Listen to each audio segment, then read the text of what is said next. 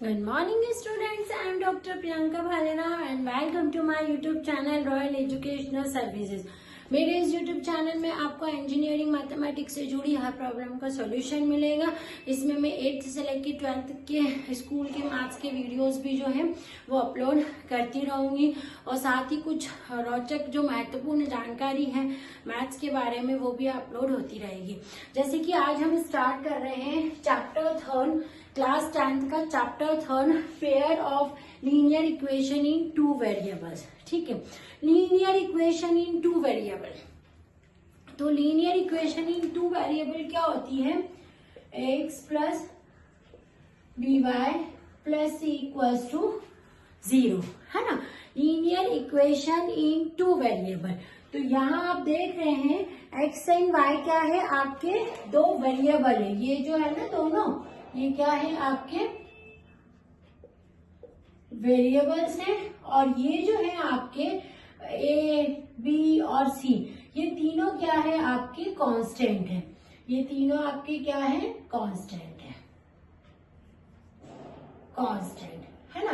तो linear equation in two variable की बात हो रही है या pair of linear equation in two variable. ये लीनियर इक्वेशन होती है, सबको समझ में आ गया, जिसमें दो वेरिएबल हैं और कांस्टेंट है, वो linear equation in two variable.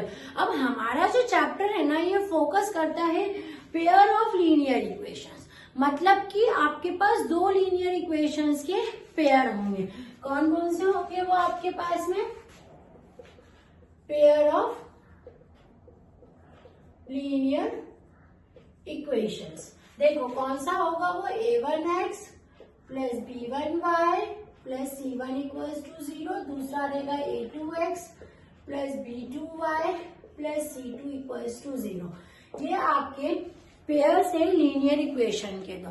अब हमारा ये जो चैप्टर है ना, इन्हीं के आसपास है। हमको इसमें इस चैप्टर को जो मेथड यूज होती है इसको सॉल्व करने की, वो यूज करनी है। अब मतलब इसके सॉल्यूशन किस टाइप के हो सकते हैं उसको हम देख लेते हैं। सॉल्यूशन का मतलब है कि आप इसको किस तरह से सॉल्व करेंगे। एज इक्वेशन कैसे सॉल्व करते हैं? इक्वेशन मतलब सॉल्व करना, मतलब उसके वेरिएबल की वैल्यू फाइंड करना, ठीक है। Assistance of solutions.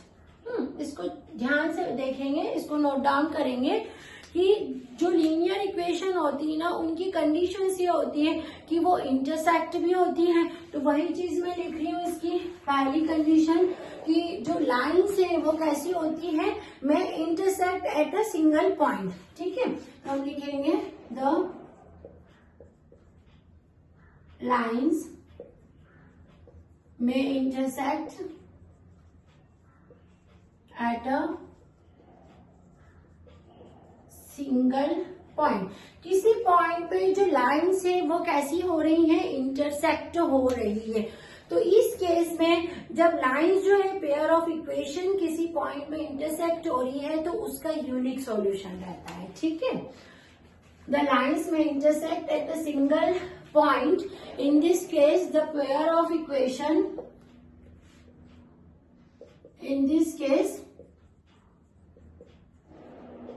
pair of equations has unique solution। आप कब बोलेंगे यूनिक सॉल्यूशन? जब आपकी पेयर ऑफ इक्वेशन जो है वो इंटरसेक्ट हो रही है, ठीक है। अब क्या होता है, कई बार पेयर ऑफ इक्वेशंस जो है आपकी वो पैरेलल होती है, इंटरसेक्ट नहीं होती है। तो वो कैसी होती है? द लाइन्स में बी पैरेलल। अब यदि वो पैरेलल हैं तो उस केस में उनके पास में नो सॉल्यूशन रहता है। Then it has no solution. No solution मतलब हम उसको बोलते हैं इनकंसिस्टेंट पेयर। इनकंसिस्टेंट पेयर, है ना। मतलब जब वो पैरेलल होती हैं तो, यदि वो इंटरसेक्ट होती है तो आप बोलते हो यूनिक सॉल्यूशन, और जब वो पैरेलल है तो आप उनको बोलते हो कि इसके नो सॉल्यूशन और इनकंसिस्टेंट पेयर ऑफ इक्वेशंस है वो, ठीक है। और तीसरी है, यदि वो इंटरसेक्ट भी नहीं है, वो पैरेलल नहीं है, इसका मतलब है कि वो कोइंसिडेंट हो रही है। द लाइन में बी, द लाइन्स में बी कोइंसिडेंस, ठीक है। अगर लाइन्स जो है वो कोइंसिडेंट होती है तो उस केस में उसके पास में इनफाइनाइट मैनी सॉल्यूशन होते हैं। Then it has infinite many solutions, ठीक है। ये मैंने क्या बताया आपको कि इक्वेशन, जो पेयर ऑफ इक्वेशन है, लीनियर इक्वेशन है, उसका जो सॉल्यूशन है वो कैसा होगा, जब लाइंस का नेचर के हिसाब से उसका सॉल्यूशन जो है डिसाइड होता है। जब लाइंस जो है इंटरसेक्ट होती है तो उस केस में इक्वेशंस के पास में यूनिक सॉल्यूशन रहता है। जब लाइन पैरेलल होती है तो कोई भी सॉल्यूशन, नो सॉल्यूशन रहता है, मतलब वो जो पेयर है वो इनकंसिस्टेंट कहलाते हैं। जब लाइन जो है वो कोइंसिडेंट होती है तो उस केस में इनफाइनाइट मैनी सॉल्यूशंस रहते हैं, ठीक है। अब ये तो मैंने आपको जो थ्योरी पोर्शन था बता दिया, अब इनकी कंडीशंस क्या है ना, कि कब यूनिक सॉल्यूशन की कंडीशन है, infinite solution, many solution, no solution की कंडीशंस क्या, तो हम उसकी कंडीशंस देखते हैं। यहीं पर मैं उसका एक टेबल बना देती हूँ कि सपोज आपके पास में, हम इसको टेबल के फॉर्म में याद रखेंगे तो ये बहुत अच्छे से ध्यान में रहती है हमको। जैसे यहाँ पर अपन ने लिख दिया है पेयर ऑफ इक्वेशंस, ठीक है। और इसका जो नेक्स्ट मैंने बता दिया है वो है रेशोज, इसके यहाँ आ जाएंगे रेशोज, और यहाँ पर उसकी हम कंडीशंस ले लेते हैं, ठीक है। अभी इसे देखते हैं।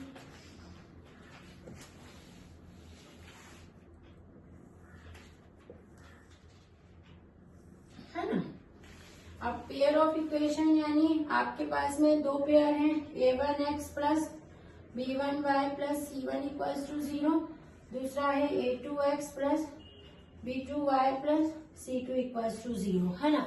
अब उनके जो रेशोज है हम क्या होंगे, अभी a1 अपॉन में a2 निकाला आपने, b1 अपॉन में b2 निकाला एंड c1 अपॉन में c2, है ना। इक्वेशंस देखे रखिए, ये निकाल के रख लें। अब ये निकाल के रखने के बाद में यहाँ पर जो कंपैरिजन वाली कंडीशन है,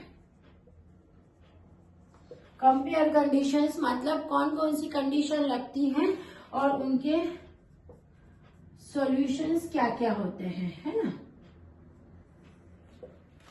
ठीक है। अब कंपेयर कंडीशन है, यदि a1 अपॉन में a2 जो है, यदि a1 अपॉन में a2 निकाला और b1 अपॉन में b2 मतलब कोई भी रेशो इक्वल नहीं आता है, इस केस में आपकी जो लाइन होती है वो इंटरसेक्टिंग लाइन होती है। कौन सी होती है? इंटरसेक्टिंग लाइन्स होती है। आई मेरी बात समझ में? मतलब इंटरसेक्टिंग लाइन्स होती है। ये एक काम कीजिए, यहाँ पर लिख दीजिए nature of lines, nature of line, और नेक्स्ट कॉलम एक और बना लीजिए, उसमें हम करते हैं सॉल्यूशंस। इंटरसेक्टिंग है यानी नो सॉल्यूशन,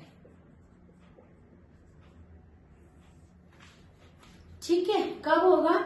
जब आपने रेशियोज निकाले, फिर आपने देखा कि a1 अपॉन में a2 जो है, b1 अपॉन में b2 मतलब कोई भी जो रेशियो है वो इक्वल नहीं आ रहा है, मतलब लाइन कैसी है? इंटरसेक्टिंग लाइन है। और जब इंटरसेक्टिंग लाइन होती है तो वो कैसी होती है? एग्जैक्टली वन सॉल्यूशन वाली रहती है वो, ठीक है। क्या रहती है? एग्जैक्टली वन सॉल्यूशन, है ना। अभी दूसरा इसमें है, अगर मान लेते हैं जो रेशोज हैं वो कैसे आ जाए, तीनों इक्वल आ जाते हैं, मतलब A1/A2 equals to B1/B2 equals to C1/C2, है ना। अब मान लो ये तीनों इक्वल आ गए, तीनों इक्वल आ गए यानी कोइंसिडेंट लाइंस हो गई। अब कोइंसिडेंट लाइन है तो हमने यहाँ लिखा है इसके पास कैसे सॉल्यूशन है, इनफाइनाइटली मैनी सॉल्यूशन। यहाँ लिखेंगे इनफाइनाइटली मैनी सॉल्यूशन, है ना। अब ये फर्स्ट केस हो गया आपका और ये सेकेंड केस हो गया। अब कभी ऐसा होता है कि कोई भी दो रेशो इक्वल हो और थर्ड रेशो इक्वल नहीं है, मतलब A1/A2 जो है वो B1/B2 के इक्वल है और ये C1/C2 के इक्वल नहीं है। यदि ऐसा केस होता है तो लाइंस पैरेलल होती हैं और पैरेलल लाइंस है तो उसके पास में नो सॉल्यूशन रहता है। Parallel line and has no solution।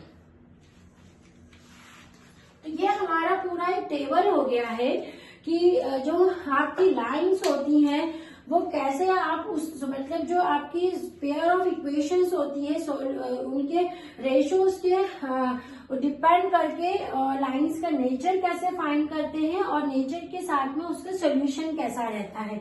आपके रेशोज यदि A1/A2 is not equal to B1/B2 है, यानी दो रेशो ये इक्वल नहीं है, तो आप बोलोगे कि लाइंस कैसी हैं, इंटरसेक्टिंग लाइंस है और उनका एग्जैक्टली वन सॉल्यूशन है।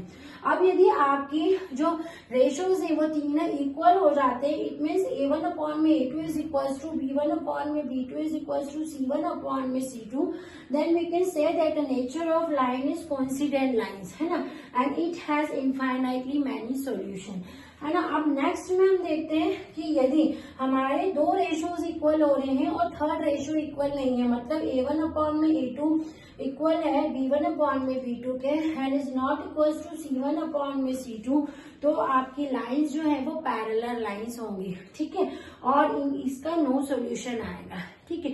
तो ये आपको सारी तीनों कंडीशन याद रखनी है, साथ में नेचर ऑफ लाइन याद रखना है और सॉल्यूशन याद रखना है जब आप pair of linear equation in two variables के क्वेश्चंस को सॉल्व करेंगे। इसमें एक एग्जांपल से अपन अभी इसको समझते हैं, इसके और भी हम क्वेश्चंस करेंगे। एग्जांपल ले लीजिए आपका 5x minus 4y plus 8 is equal to 0। चूंकि ये पेयर ऑफ इक्वेशन है इसलिए इसमें दो इक्वेशन होती है। दूसरी आपकी ले लेते हैं 7x plus 6y minus 9 is equal to 0, है ना। अब ये आपकी इक्वेशन नंबर 1 हो गई और ये इक्वेशन नंबर आपकी 2 हो गई। अब हम क्या करते हैं, इसके रेशोज फाइंड कर लेते हैं, ठीक है। सॉल्यूशन हियर वी हैव, देखो इसको इससे कंपेयर करके यहाँ लिख लो A1 equals to 5, B1 equals to -4, C1 is equals to 8, ऐसे लिख लेना चाहिए, है ना। अब A2 equals to 7, B2 equals to 6 और C2 इक्वल्स टू -9, ये लिख लिया। अब ये कंडीशन अपन चेक करते हैं। चलो फर्स्ट कंडीशन लगाते हैं बाय कंडीशंस, है ना। हम क्या निकालते हैं, A1/A2 निकालो, क्या आ रहा है 5/7 आ रहा है ना। अब B1/B2 निकालो, निकालने तो सारे रेशोज है, कितना आ रहा है -4/6, कैंसिल हो रहा है तो कर दो -2/3, यानी ये हो गया -2/3। अब थर्ड रेशो निकाल लो C1/C2, यानी ये हो जाएगा 8/-9। अभी आप देख रहे हो A1/A2, B1/B2, C1/C2 कोई भी आपस में इक्वल नहीं है, ठीक है। मतलब हमारे पास में कंडीशन कौन सी आ रही है, here we have A1/A2 is not equal to B1/B2, यानी ये पेयर ऑफ लाइंस कैसी हैं, the given pair of line is intersecting. क्या लिखोगे, given pairs of lines are intersecting lines. ठीक है। और इसका क्या होता है, जो इंटरसेक्टिंग लाइंस होती हैं उसका क्या होता है, एग्जैक्टली वन सॉल्यूशन। ठीक है, इंटरसेक्टिंग लाइन है यानी उसका क्या है, it has exactly one solution. तो इस तरह से आपको इनका क्वेश्चंस करना है। आपको हमेशा ये इक्वेशंस गिवन रहेगी, आपको पहले A1 B1 C1 की वैल्यू लिखनी है, फिर देखिए उसके रेशियोज निकाल लो, फिर रेशियोज निकालने के बाद सीधे हमको समझ में आ जाएगा। यहाँ सीधे समझ में आ रहा था कि ये इक्वल नहीं है, ये इक्वल नहीं है, तो यहाँ टेबल पे देख लेंगे कि जो इक्वल नहीं था उसकी लाइन का नेचर कैसा होता है, इंटरसेक्टिंग और एग्जैक्टली वन सॉल्यूशन। ठीक है, ये हमने लाइन का नेचर और उसमें कौन सा सॉल्यूशन एग्जिस्ट करता है ये हमने निकाला है। इसके हम अभी और क्वेश्चन प्रैक्टिस के करेंगे, आप इसको नोट डाउन कर लीजिए। Thank you. मेरा ये वीडियो पसंद आया तो प्लीज इसको लाइक, सब्सक्राइब एंड फॉरवर्ड कीजिएगा। Thank you.